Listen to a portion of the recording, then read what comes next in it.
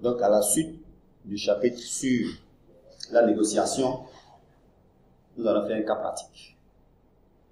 Voici le cas pratique. Alors, vous voulez négocier quelque chose avec votre banquier. On vous dit, par exemple, vous souhaitez convaincre votre banquier de vous accorder un crédit de 6 millions de francs CFA pour financer votre projet. Quelle pourrait être la négociation dans une telle situation? Donc, on va vous montrer les moyens que vous devez utiliser, comment vous devez procéder pour négocier, pour avoir les 6 millions pour pouvoir réaliser votre projet. Comment négocier? Comment faut s'y prendre pour négocier? D'abord, pour cela, mettons noir sur blanc les quelques objectifs que nous désirons atteindre, les concessions que nous n'accepterons pas de faire et sur lesquelles nous serons intransigeants, les objectifs que notre futur interlocuteur pourrait sembler poursuivre, les propositions que nous formulerons et la tactique que nous adopterons pour satisfaire nos aspirations ainsi que les tiennes.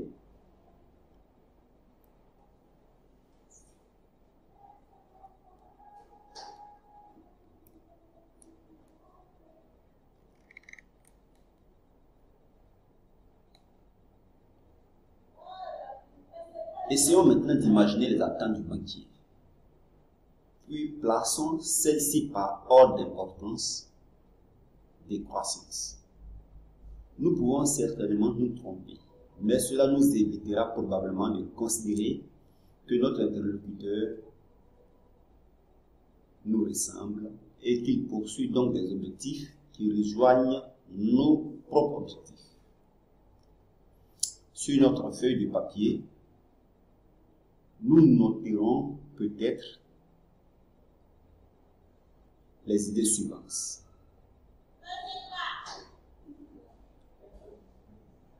Mon banquier, chef d'agence, me paraît désireux d'occuper un poste plus important. Il doit donc plaire à sa direction en respectant les directives de celle-ci qui peuvent consister à éviter de prendre trop de risques et à augmenter le volume d'affaires et la rentabilité de l'agence, etc.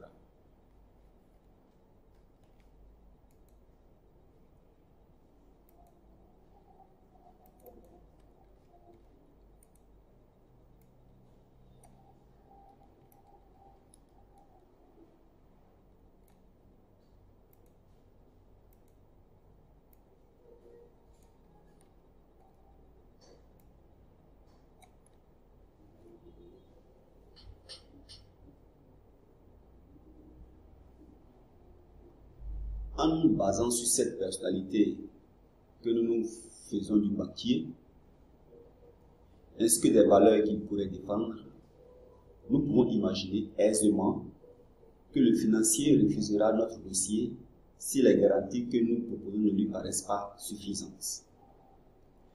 Et si la structure du bilan ne correspond pas aux normes fixées par sa hiérarchie.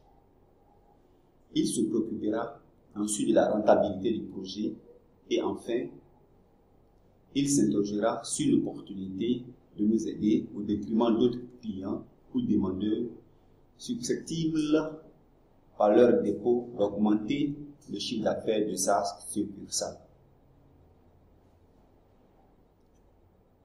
Pour préparer donc une négociation de ce genre, nous nous interrogeons sur la manière de procéder en nous posant les deux questions fondamentales suivantes. Quel argument vais-je développer? Quelle attitude vais-je adopter?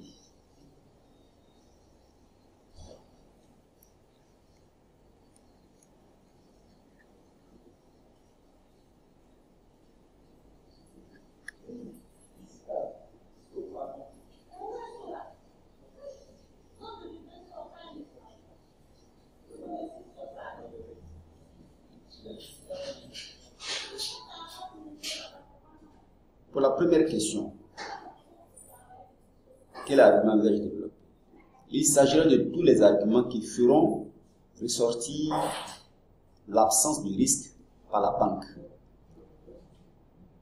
Garantie que nous proposons, réalisme de nos révisions de chiffre d'affaires, possibilité d'activité de substitution, caractère équilibré de notre structure financière. En ce qui concerne la deuxième question, quelle attitude vais-je adopter?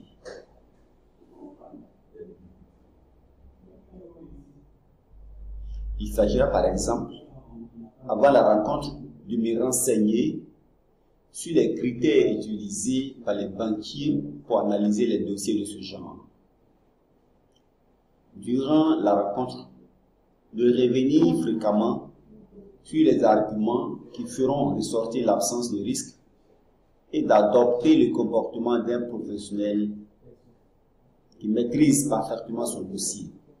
Donc, l'attitude détendue qui ne pourra que rassurer davantage l'interlocuteur. C'est cette attitude que nous devions avoir. Dans le cadre de cet exercice, donc, la préparation argumentaire peut être regroupée en quelques points essentiels suivants.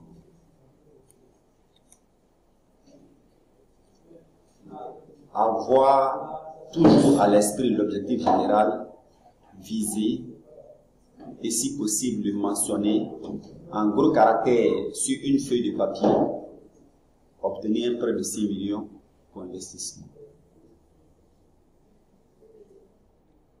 À la suite de l'objectif, il faut dégager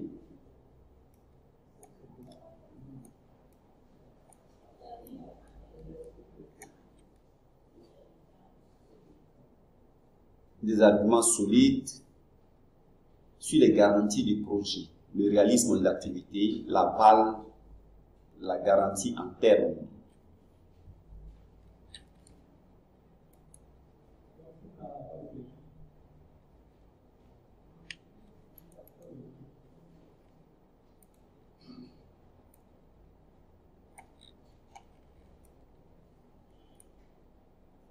En termes de biens,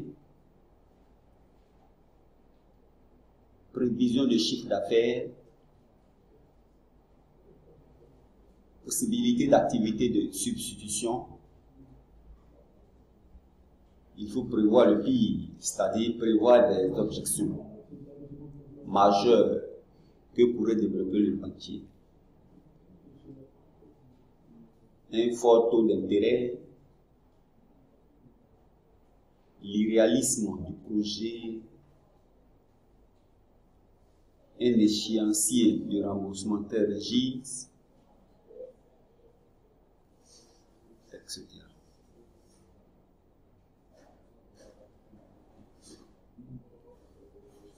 Au-delà de tous ces éléments qui sont directement rattachés au sujet de la négociation,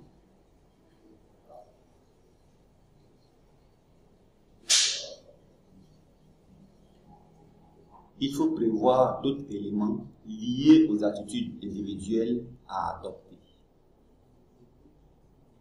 Par exemple, prévoir comment se tenir si l'interlocuteur cherchait à provoquer en nous de fortes émotions en essayant de nous attendrir, de nous écraser de sa supériorité ou de nous mettre en colère. Il nous faut prévoir également ce que nous ferions si pour mieux mettre à jour notre personnalité, il nous faisait attendre, s'il nous recevait avec certains de ses collaborateurs et pas sûr, s'il nous coupait sans cesse la parole, s'il employait des remarques insidieuses pour nous faire perdre patience, s'il pratiquait la volte-face ou la douche écossaise, en passant brutalement de la gentillesse à l'agressivité. Si pendant que nous parlons ensemble, il était continuellement dérangé par le téléphone ou ses collaborateurs. Durant la négociation, il faut rester accroché à son objectif principal, avoir le prêt de 6 millions pour démarrer ses activités. Pour ne pas donc perdre de vue ses objectifs, il faut maîtriser ses propres émotions durant la phase de déroulement de la négociation. Il faut se dire et se répéter que la plupart des échecs que nous enregistrons lorsque nous sommes en train de négocier proviennent de notre trop grande implication émotionnelle et notamment de notre tendance à céder aux sentiments de colère ou d'impuissance. Il faut essayer par conséquent d'évaluer en permanence notre émotivité à travers la question suivante. Par quoi suis-je perturbé? Ainsi, les réponses suivantes peuvent s'offrir à nous et nous aider à surmonter cet obstacle.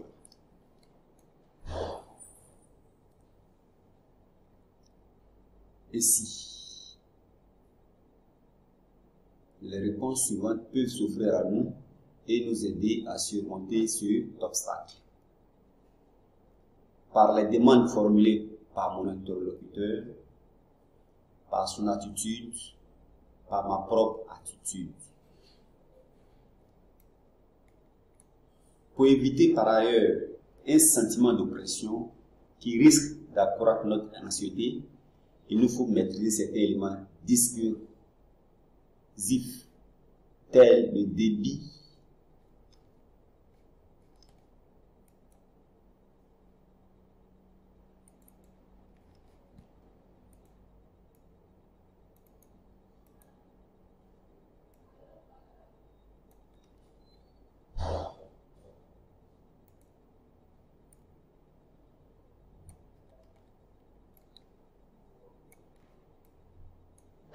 tel le débit de la voix, le timbre de la voix, le volume, la syntaxe, le vocabulaire, la cohérence du propos, maîtriser sa propre respiration, etc. Il faut se dire que son principal ennemi dans cette partie de négociation, c'est soi-même et personne d'autre.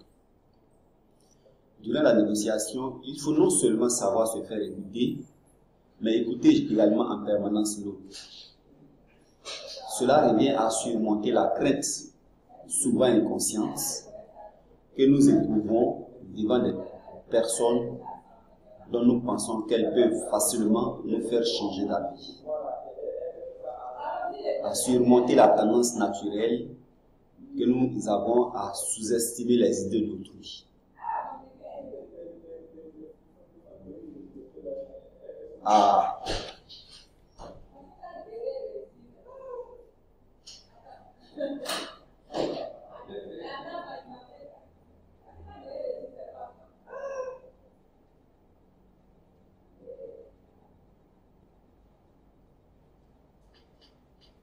Donc je disais que il faut surmonter la tendance naturelle que nous avons à nous sous-estimer les idées des autres, à montrer à l'interlocuteur que nous l'écoutons attentivement et que nous respectons ses opinions. Une fois que toutes ces attitudes sont maîtrisées, il ne vous reste qu'à les utiliser au service de votre objectif, lequel objectif est considérablement défendu par le développement des arguments que vous aviez mentionné lors de la phase de préparation de la négociation. Pour conclure, une négociation, quelle que soit l'issue, il faut évaluer ses gains et ses pertes, mais surtout savoir si l'objectif poursuivi est atteint ou en passe de le devenir. Ici, il est question de savoir si à la suite de la discussion entre le banquier et nous avons pu décrocher le prêt souhaité. Dans le cas contraire, comment prendre congé et espérer poursuivre la même négociation plus tard? Dans tous les cas, 3 étapes sont à considérer dans cet exercice. L'étape préliminaire, ici des personnes vont se rencontrer et négocier pour la première fois, relativement à un sujet dont les intérêts divergent. Il convient donc de se donner les moyens de pouvoir maîtriser le sujet et savoir comment se comporter lors du débat d'idées. L'étape médiane. Il est question pour les parties d'échanger des propositions et des contre-propositions par rapport au sujet. On fera à ce niveau des questions de relance, des reformulations, des synthèses, afin de savoir exactement ce que l'on désire savoir. On utilisera aussi des pauses et des ajustements comme outil tactique. L'étape finale. Ici, l'on prend une décision sur le point de savoir si le règlement est globalement acceptable ou non. C'est le temps de l'accord.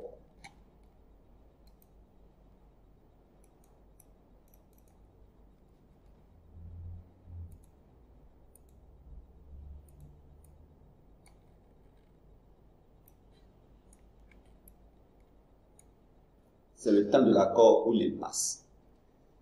C'est aussi le dernier moment possible où l'on peut encore ajourner si cela s'avère utile et possible. Donc, voici le cas pratique sur la négociation que j'avais voulu faire avec vous. S'il y a des questions, évidemment, on pourra les revoir ensemble lorsqu'on aura l'opportunité ou l'occasion de se rencontrer. Merci et bonne compréhension.